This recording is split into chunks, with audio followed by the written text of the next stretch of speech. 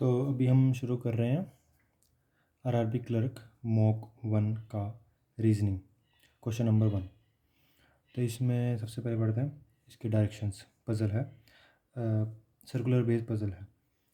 10 persons KLMNOPQRSNT sit around a circular table facing away from the center। Facing away from the centre मतलब जो circle है उसके outside उसने face किया हुआ है। तो हम सबसे पहले तो 10 पर्सन्स बना ही लेते हैं। इसको कैसे बनाएंगे?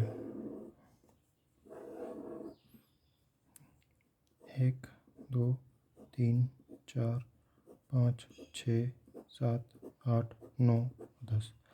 1 2 3 4 5 6 7 8 9 और 10। ये बिल्कुल ये इसलिए लिया ताकि हमें अपोजिट पता लगता रहे। ये इसके अपोजिट है, ये इसके, ये इसके, ये इसके और ये इसके। ठीक है। और facing away from the centre, away from the centre मतलब फेसिंग आउटसाइड। फेसिंग आउटसाइड का इसलिए इम्पोर्टेंट ये है क्योंकि लेफ़्ट और राइट उससे फ़र्क पड़ता है कि भाई लेफ़्ट में कौन है, राइट में। क्योंकि अगर इनसाइड होएगा बंदा तो उसका लेफ़्ट अलग होएगा, और जब फेसिंग आउटसाइड होएगा उसका लेफ़्ट अलग होएगा। अब जैसे ये बंदा है, इसका लेफ़्ट अंदर, अगर ये फेसिंग अंदर किया हुआ तो इसका लेफ़्ट है इस साइड। वही अगर बंदा लेफ़्ट बाहर अवे फ्रॉम है तो इसका लेफ़्ट साइड में है, और इसका लेफ़्ट इस साइड है अगर इन साइड हो तो। सबसे पहली डायरेक्शन पढ़ते हैं क्या है। ठीक है, सबसे पहले लिखा 10 पर M sits third to the right of L. M sits third to the right of L. ठीक है। 2 persons sit between S and O। 2 persons sit between S and O from either side of the table. कोई भी दो बंदे बैठे हैं किसी भी तरफ से, either side of the table, मतलब कि ऐसे नहीं है कि लेफ्ट साइड से या राइट साइड से, दोनों तरफ से कोई किसी भी तरफ से बस दो बंदे बैठे होने चाहिए एस और ओ के बीच में। अगला है Q neither sits adjacent to O nor N. Q जो है ना ही एन के एडजेसेंट है एंड ना ही ओ के एडजेसेंट है, और ये दोनों इकट्ठे नहीं आएंगे। क्यू एन के साथ भी नहीं आएगा और क्यू ओ के साथ भी नहीं आएगा। ठीक है। अगला है S sits adjacent to M. S जो है एम के एडजेसेंट है, M sits adjacent to M. Adjacent है, ये साथ में बैठा है, पर ये नहीं पता लेफ्ट में है कि राइट में, इसका वो देखेंगे। ठीक है। अगला है N sits third to the left of N sits third to the left of R. N sits third to the left of R, ये हो गया 1 2 third. P does not sit second to the left of L. P जो है second to the left, P does not sit second to the left of L. P जो है second to the left, यहाँ पे P नहीं आएगा, मतलब P लगाया हमने और उसको क्रॉस मार दिया कि मतलब जो एल की जो सेकेंड लेफ्ट में आएगा वो पी नहीं आएगा।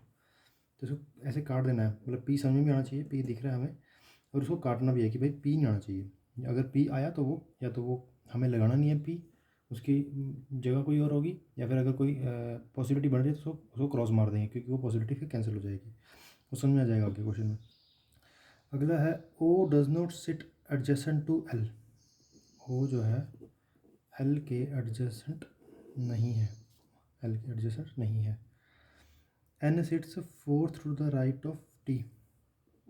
एन सिट्स फोर्थ, हमारा 3 का गैप है बीच में, fourth to the right, 1 2 3 4, fourth to the right of T. ठीक है, 3 बंदे का गैप है, ऐसे लिख रहा हूँ, हमारा 3 बंदे का गैप है, 3 person. N sits fourth to the right of T. T who sits adjacent to M.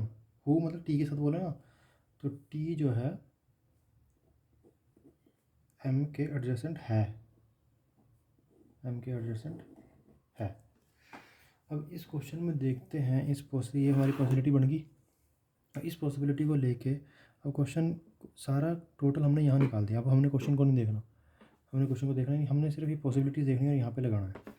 अभी कैसे है कि एल से एम, एम से एस, एस से ओ, एम से टी भी आएगा, टी से एन भी जाएगा। ठीक है, मतलब कि एन से आर, एन कहीं था, एन से फिर आर आ जाएंगे। ठीक है, मतलब एल से एम ले लेते हैं, फिर एम से एस आ जाएगा, एस से ऐसे ऐसे करते हैं, ठीक है। एल के राइट में दो दो छोड़ के एम है, एल के दो छोड़ के एम है, वो भी राइट में, मतलब 1 2 एम, एम के साथ एस है और एम के साथ टी भी है, एम के साथ यहाँ एस ले लिया और यहाँ टी ले लिया, और इसमें एस यहाँ ले लिया, टी यहाँ ले लिया, मतलब एम के यहाँ मैंने एस लिया और एम के यहाँ मैंने टी लिया, एम के यहाँ मैंने टी लिया, एम के यहाँ मैंने एस लिया, मतलब पॉसिबिलिटी दोनों तरफ है ना, मतलब कि एम के साथ एस भी और टी भी है, तो एस यहाँ हो सकता है, टी यहाँ हो सकता है, टी यहाँ भी हो सकता है और एस यहाँ भी हो सकता है। तो ये हो गया, ये हो गया, ये हो गया। एस और ओ में 2 का गैप है, 1 2 ओ यहाँ ले ओ यहाँ आएगा या फिर 1 2 ओ यहाँ आएगा, बट ओ को पॉसिबिलिटी देखो कि कुछ है ओ का दिया हुआ कि एल के साथ में नहीं बैठा हुआ है, तो ओ यहाँ नहीं बैठेगा, तो मतलब एस का 1 2 ओ यहाँ आ जाएगा, और इसमें ये 1 2 ओ यहाँ, 1 2 ओ यहाँ, तो एल के फिर वही पॉसिबिलिटी कैंसिल हो रही है, तो ये सही है, मतलब यहाँ ही आएगा 1 2 ओ, ठीक है। तो ये पॉसिबिलिटी होगी। अब क्यू जो था एन और ओ के पास नहीं था, ये यहाँ नहीं आएगा, एन का भी पता नहीं है, चलो ठीक है। और कुछ होगा यहाँ पे, टी से टी था ना, हाँ टी था ना, टी के 3 के गैप में fourth to the right of N है, 3 का गैप मतलब राइट में 1 2 3 और यहाँ पे आएगा एन, टी के राइट में 3 के गैप 1 2 3 और यहाँ पे एन, ये हो गया। अभी एन आर के 2 लेफ्ट में एन है, मतलब एन का ही यहाँ पे है, और आर को मैं कहाँ रखूँ कि उसके लेफ्ट में दो छोड़ के लेफ्ट में एन आ जाए, तो आर को मैं यहीं रख सकता हूँ ना, क्योंकि आर के 2 लेफ्ट में 1 2 एन है, अब एन यहाँ है तो यहाँ पे रख सकता हूँ, क्योंकि ये लेफ्ट में इसका आर के यहीं आएगा ये, अगर यहाँ रख नहीं सकता मैं, अगर वैसे तो यहाँ पे जगह ही नहीं है, अगर बाई चांस यहाँ रखता तो यहाँ पे आर एन आता है राइट में उसके, बट सिर्फ यही जगह है यहाँ पे जहाँ पे हम एन उसके लेफ्ट में आर एन जो है आर के लेफ्ट में आ सकता है, और यहाँ भी यही है 2 का गैप में, यहाँ तो आ नहीं सकता, यहीं आ सकता है, और ये लेफ्ट में है तो ये भी कंप्लीट हो गया। अब ये एल के सेकंड में पी नहीं आएगा, एल के सेकंड में पी यहाँ नहीं आएगा, मतलब पी यहाँ भी आ सकता है, यहाँ भी आ सकता है। चलो क्यू एक ये था, क्यू जो है एन के और ओ के साथ में नहीं है, क्यू जो है एन के साथ और ओ के साथ, ये पॉसिबिलिटी सही है, देखो क्यू ना यहाँ आ सकता है एन के साथ, ना ओ के साथ आ सकता है, मतलब कि यहाँ आ सकता है, यहाँ भी क्यू यहाँ नहीं आ सकता और यहाँ नहीं आ सकता, एन के बगल में नहीं आ सकता और ओ के बगल में नहीं आ सकता, दिया ना, क्यू जो है ओ के बगल में नहीं आ सकता, एन के बगल में नहीं आ सकता, तो ये फिर पॉसिबिलिटी कैंसिल होगी, मतलब ये गलत हो गया, मतलब सिर्फ हमें ये पॉसिबिलिटी लेके चलना है। अभी एल के बगल में इसने पी बोला कि यहाँ नहीं आएगा, second to the left P नहीं आएगा, तो मतलब यहाँ नहीं आएगा तो फिर यहाँ आएगा, और जो भी बच गया तो वो आएगा, तो क्या बच गया, के एल, के बचा, के ही बच गया, के ही बच गया, तो ये पॉसिबिलिटी सही होगी। सबसे पहले ये देखते हैं कि हाँ ये सबसे पहले क्वेश्चन क्या, who sits immediate right of Q, सबसे पहला क्वेश्चन यही है ना, who sits immediate right of Q, immediate right of Q क्या है, टी, टी सही है आंसर, ठीक है, T is the correct answer. और अगला क्वेश्चन है इसका, मतलब रीड नोट कर सकते हैं। अगला क्वेश्चन है, who sits third to the left of K, third to the left 1 2 3 P, ठीक है आंसर, ठीक है, ठीक है। अगला, how many person sit between S and K when counted from the left of S, when counted from the left of S, 1 2, how many person between S and K, S और K बीच में कितने बंदे हैं जब हम when counted from the left of S, S का left कौन सा है, ये वाला, 1 2 3 4 5, 5 बंदा गैप है, मतलब बी ऑप्शन, बी भी सही है। अगला क्या है, who sits second to the second to the left of M, second to the left, मतलब लेफ्ट में कौन है, क्यू, तो क्यू ये आ गया। हाँ अब ये क्या, dash and dash sit immediate left and immediate right of P respectively.